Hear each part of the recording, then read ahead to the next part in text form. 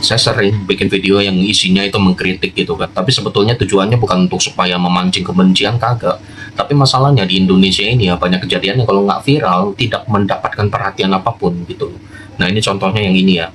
Ini adalah jembatan yang putus sekitar 7 bulan yang lalu yang karena banjir bandang Sumatera Utara itu. Ini di daerah Aceh Barat. Nah lihat sampai detik ini masih seperti ini. Tuh, ini bukan nyebrang sungai lagi, ini namanya udah berenang nyebrangin sungai. Anak-anak kecil kayak begini, gila nggak? Mana yang lebih penting? MBG atau bikin jembatan penyeberangan? Mana yang lebih penting? Kopdas atau bikin jembatan penyeberangan ini? Nah ini, kenapa nggak bikin untuk jembatan? Jembatan penyeberangannya jalan kaki itu mungkin nggak nyampe kali 10 miliar. Ya ini hal-hal kayak begini ya, butuh perhatian lebih kalau menurut saya.